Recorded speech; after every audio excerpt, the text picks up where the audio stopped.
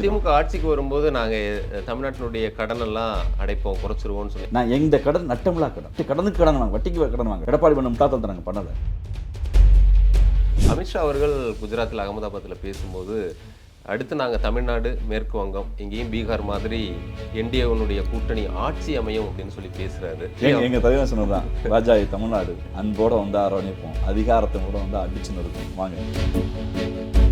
அன்புமணி ராமதாஸ் தரப்பினர் என்ன சொல்றாங்கன்னா, எங்க கட்சிக்குள்ள நடக்கிற பிரச்சனைக்கு காரணமே திமுக தான். இது நாங்க தான் படிச்சு சொன்னோமே, போகாதடா போனா கட்சி உடையும் கேட்டீங்களா? பாஜகவோட கூட்டணி கட்சி எந்த கட்சி வழங்கியிருக்கு? நீங்க வந்து கட்சியை போய் பாஜக அடமான வச்சிட்டீங்க. அப்போ வந்து அந்த கட்சி, அந்த மஜமான வந்து உனக்கு இவ்வளவுதான் நான் வந்து காசு கொடுப்பேன், இல்லை இவ்வளவுதான் பிச்சை கொடுங்குது. அதை யார் வாங்குறது பிரச்சனை, அது அப்பா அம்மா சண்டை. அதை கொண்டு எங்களை ஒப்பிடு தான்.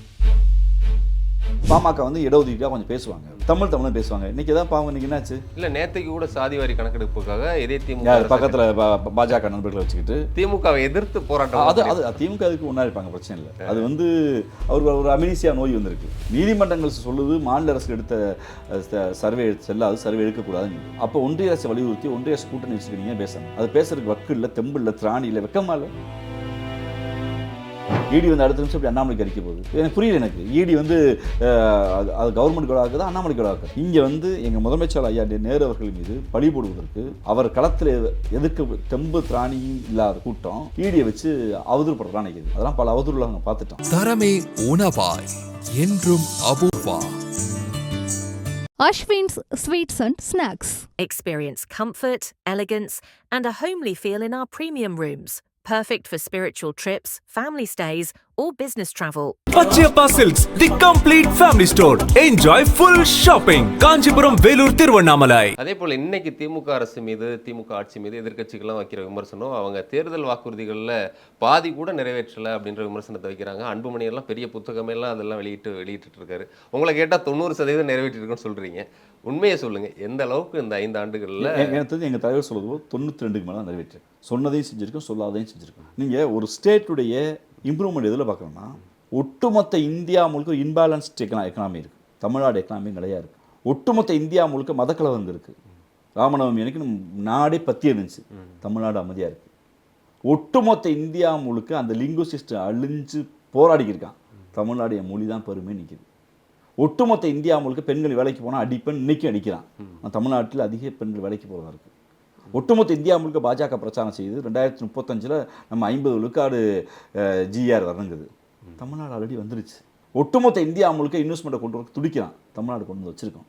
ஒட்டுமொத்த இந்தியா முழுக்க கடன் விகிதத்தில் இந்தியா வந்து பின்தங்கி போயிருக்கு. ஆனால் இந்தியாவுடைய ஒட்டுமொத்த பொருளாதார வளர்ச்சியோட தமிழ்நாடு வளர்ந்துருக்கு. இன்னைக்கு எல்லா மக்களும் வந்து வாழ தகுதியான மாநிலமாக தமிழ்நாடு இருக்குது.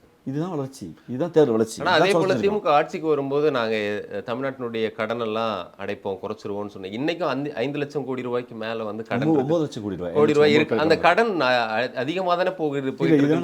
அதாவது கடன் விகிதங்களை பொறுத்தளவில், கடன் விகிதம் என்பது இன்வெஸ்ட்மெண்ட் என்னவா இருக்குன்னு அர்த்தம். 9 லட்சம் கோடி ரூபா கடன் வாங்கி என்ன இங்கே எங்கே இன்வெஸ்ட் பண்ணியிருக்குன்னா, இங்கே சாலைகளாகவும் அரசுக்கு வருமானம் வருகக்கூடிய துறைகளில் இன்வெஸ்ட் ஆயிருக்கு. வராக்கடனில் இன்வெஸ்ட் ஆகலை. நீங்கள் ஒட்டுமொத்த 54 லட்சம் கோடி ரூபா அன்றைக்கி கடந்துச்சு மன்மோகன் சிங் அவர்கள் இருந்தபோது. இன்றைக்கி இந்த 54 லட்சம் 1 கோடி லட்சமாகவும் 2 கோடி லட்சமாக மாறிடுச்சு கடன். அதை ஒப்பிட தமிழ்நாடு தன் லிமிட்டை தாண்டாமல் தான் வாங்கியிருக்கு. நான் எந்த கடன் நட்டமில்லா கடன், இந்த கடன் வட்டி கடனுக்கு கடன் வாங்க, வட்டிக்கு கடன் வாங்கலை. எடப்பாடி பண்ண முட்டாத்தனத்தை நாங்கள் பண்ணலை. சேஃப்டி செக்யூரிட்டியில் இந்த அரசு அனுமதித்த இன்வெஸ்ட்மெண்ட் பர்பஸ் வாங்கியிருக்கோம். இந்த இன்வெஸ்ட்மெண்ட் பர்பஸ் என்னவாக இருக்குன்னா, நாளைக்கு ஒரு 10 ஆண்டு காலங்களில் இந்தியாவோட எக்கனாமியை தாண்டி தமிழ்நாடு எக்கனாமி நிற்கிறதுக்கு வழிவகுத்திருக்கு. அதுதான் பண்ணியிருக்கோம். எதுவும் வந்து நட்டக்கடன் வாங்கலையே. நீங்கள் ஒரு ஸ்டேட்டு ப்ராக்ரஸ் தான் பார்க்கணும். இன்னைக்கு நான் ரொம்ப வெளிப்படையாக சொல்ல போனால், மோடி அதிகாரத்தில் இருக்கக்கூடிய நேரத்தில், மோடி குஜராத் மாடல் நான் தான் சீமான் பிரச்சாரம் பண்ண காலத்திலலாம் ஒட்டுமொத்த இந்தியர்களும் மோடி தான் பெஸ்ட்டுங்கிற காலத்தில் நாங்கள் இந்தியாவே தூக்கி நிலநிறுத்திட்டோம். அமெரிக்காவுக்கு போட்டி, ரஷ்யாவுக்கு போட்டி, நாங்கள் இங்கிலாந்துக்கு போட்டின்னு மோடி பீத்தி கொடுக்குற காலத்தில், நான் தான் 56 இன்ச்சு மார்பு, நான் தான் ஐடியாலஜிக்கல் லீடர்னு சொல்கிற இந்த காலத்தில், ஏதாவது ஒரு தமிழ்நாட்டு இளைஞன் நீங்கள் அந்த காலத்தை விட்டுருங்க, இந்த 5 ஆண்டு காலம் 10 ஆண்டு காலத்தை வச்சுக்கோங்க. இந்த காலகட்டத்தில் மோடி வந்து சர்வ வல்லமை கொண்ட தலைவராக இந்த 5 வருஷம் வந்திருக்கார். போன பீரியட் கூட அவர் கொஞ்சம் அப்படியே இருந்தார். இன்றைக்கி நான் தான் அப்படி கால் போட்டு நான் தான் தலைவர் சொல்கிறாரா இல்லையா, இருக்கா இல்லையா? இந்த காலகட்டத்தில் ஒரு தமிழ்நாட்டு இளைஞன், ஒரே ஒருத்தர், அது வேதாரண்யமாக இருக்கலாம், ராமநாடு இருக்கலாம், கன்னியாகுமரி இருக்கலாம், கோயம்புத்தூர் இருக்கலாம், சென்னையில் இருக்கலாம், ஆமாங்க நான் நல்லா படிச்சுட்டு நல்லா ஹிந்தி படிச்சுட்டு எனக்கு மோடி கட்சி ஆள்ற உத்தரப்பிரதேசத்துக்கு வேலைக்கு போகணும், மோடி ஆள்ற டெல்லிக்கு வேலைக்கு போகணும், யாராவது ஒரு இளைஞர் ஆசைப்பட்டிருக்கானா? ஏன் அந்த கனவு இல்லை? ஏன் தமிழ்நாட்டு இளைஞர்களுக்கு டெல்லி கனவோ இல்லை யூபி கனவோ பீகார் கனவோ குஜராத் கனவு இல்லை? அங்கே தான் இங்கே வேலைக்கு வராங்க. அது பாவம், அதில் நான் அதுக்குள்ளே வரல. ஏன் வரல? எங்களுக்கான லண்டன் கனவு இருக்குது, அமெரிக்கா கனவு இருக்குது, இங்கிலாந்து கனவு இருக்குது. தமிழ்நாட்டு இளைஞர்களுக்கு போட்டி அண்டை நாடதை ஒழிய அண்டை மாநிலங்கள் இல்லை. அந்த அளவிற்கு மோடி ஆக்ரோஷமாக தலைவராக வளர்ந்த காலத்தில் கூட தமிழ்நாட்டு இளைஞர்களுக்கு மற்ற இந்திய மாநிலங்களில் வேலை பார்க்கறதுக்கு பற்றலைன்னா நாங்கள் தனிச்சிருக்கோம், நாங்கள் சரியாக இருக்கோம். தனிச்சு சரியாக எங்கள் தலைவர் முத்துவேல் கருணாநிதி எங்கள் அன்பு தலைவர் வழிநடத்தி இருக்கிறார். நாங்கள் சொன்னோம், எங்கள் வளர்ச்சி என்பது நின்று நிலைத்து வளர்கிற வளர்ச்சி, ஒரு சீரான வளர்ச்சி. தமிழ்நாடு ஒரு சீரான வளர்ச்சிக்கு உள்ளாயிருக்கிறது.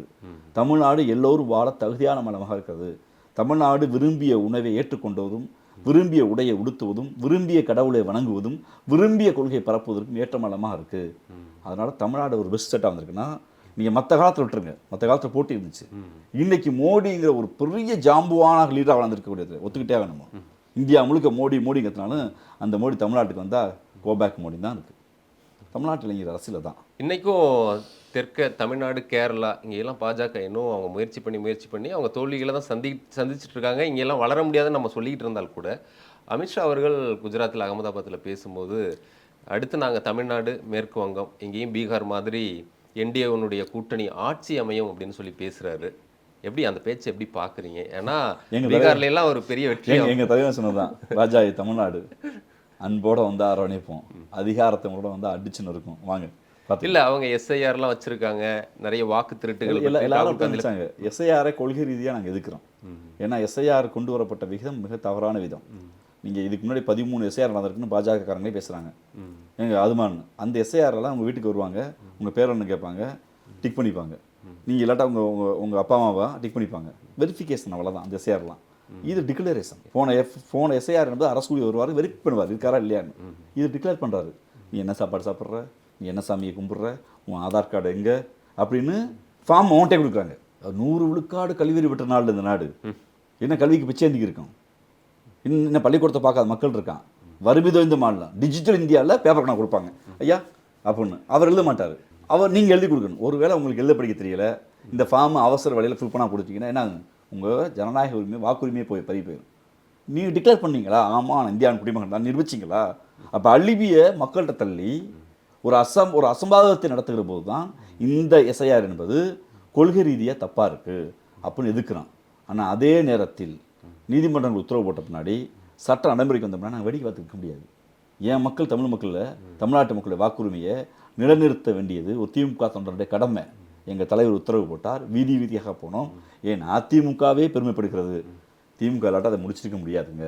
காரணம் இருக்கிற 68,336 பூத்துலையும் கருப்பு சோப்பு துண்டை போட்டு என் தோளம் உட்காந்துருந்தான். எங்கள் தலைவர் முகத்தை வச்சுட்டு நீ வா, பயப்படாத வா, நம்ம எதிர்கொள்வோம் வான்னு. அதனால உங்கள் பம்மாத்தி எங்கே வேணாலும் வேகலாம், தமிழ்நாட்டில் வேகாது, இங்கே அது வேலைக்காகாது. அதே போல் அன்புமணி ராமதாஸ் தரப்பினர் என்ன சொல்கிறாங்கன்னா, எங்கள் கட்சிக்குள்ள நடக்கிற பிரச்சனைக்கு காரணமே திமுக தான் இது பின்னிருந்து இயக்கிறதா ஒரு விமர்சனத்தை வைக்கிறாங்க.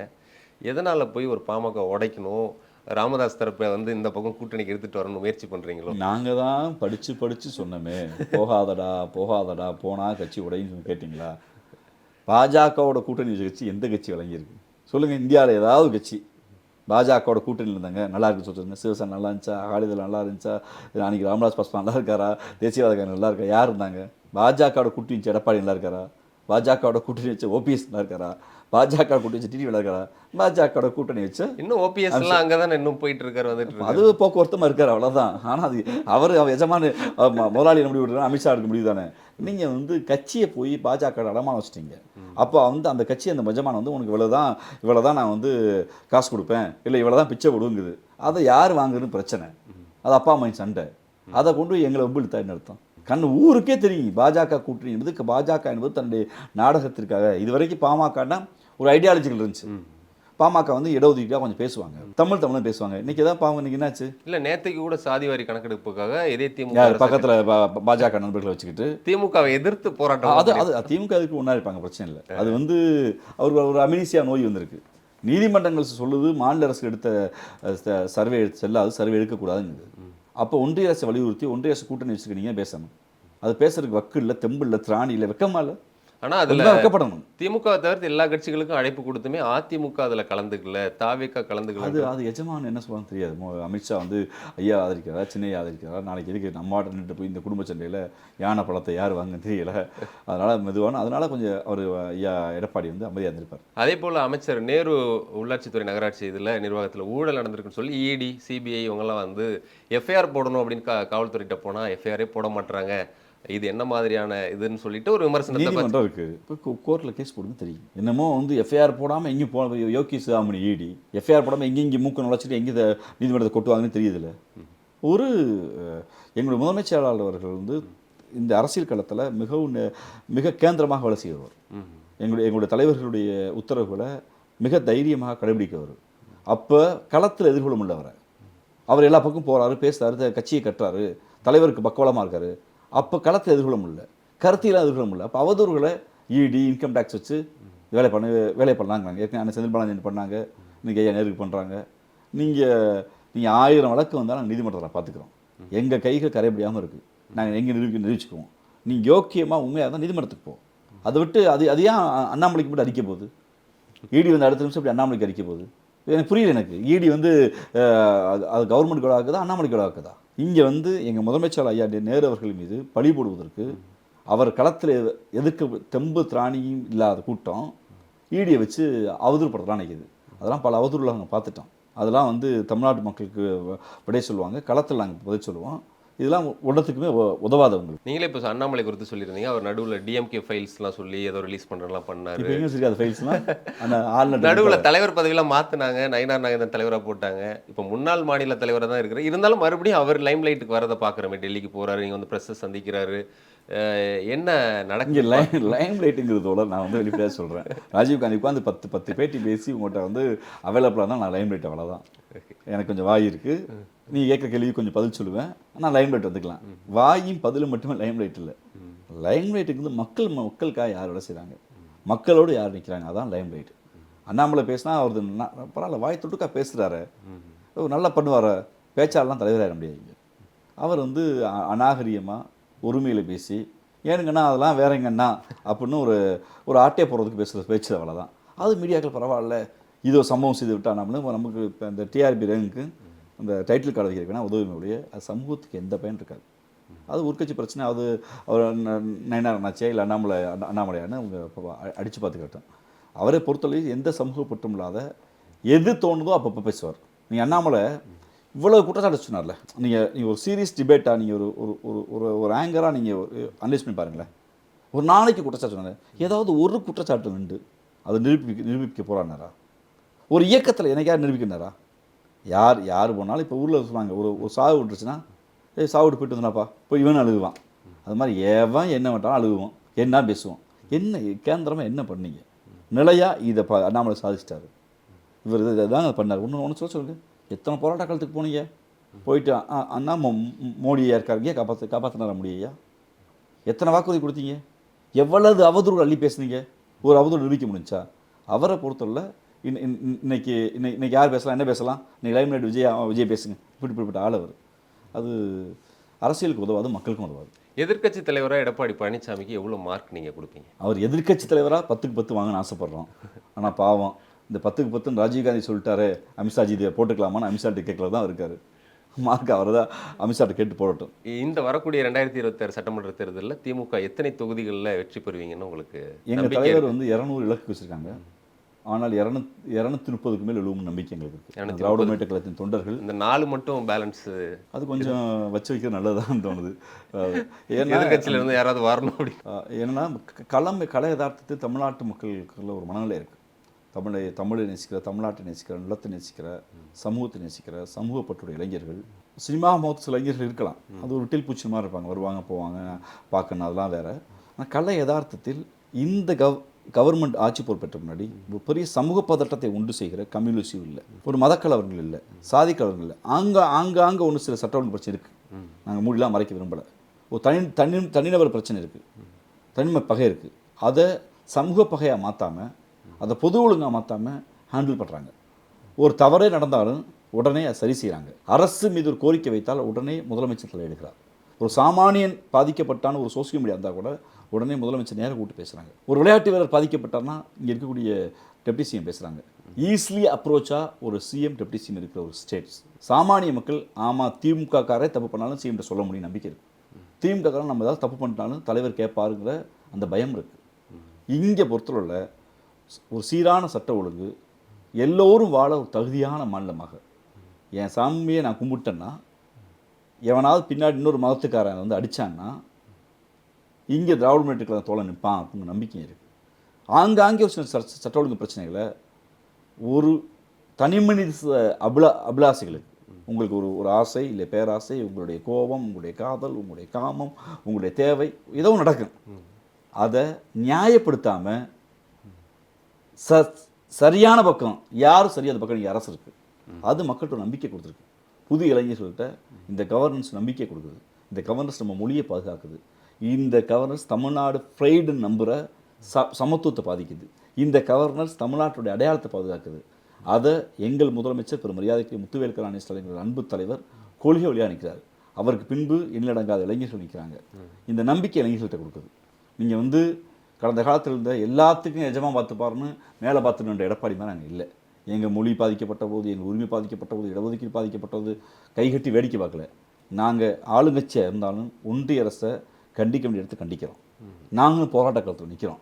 நாங்களும் எங்கள் உரிமைக்காக நிற்கிறோம். இதை மக்கள் பார்க்குறாங்க. அடுத்த முறை கடந்த முறையை விட வாக்கு விகிதமும் அதிகமாக இருக்கும், வெற்றி தொகுதியும் அதிகமாக இருக்கும். இதை விட இன்னும் வாய்ப்புகளை பயன்படுத்தி கொண்டு தமிழ்நாடு அடுத்த கட்டத்துக்கு வளரும் அப்படின்னா என்னுடைய கணிப்பு. பல்வேறு கேள்விகளுக்கு விடையளிச்சிருக்கீங்க. மிக்க நன்றி. மிக்க நன்றி. வணக்கம். தரமே உணவாய் என்றும் Apoorva. Ashwin's Sweets and Snacks. Experience comfort, elegance, and a homely feel in our premium rooms. Perfect for spiritual trips, family stays, or business travel. Pachiyappa Silks, the complete family store. Enjoy full shopping. Kanchipuram, Velur, Tiruvannaamalai.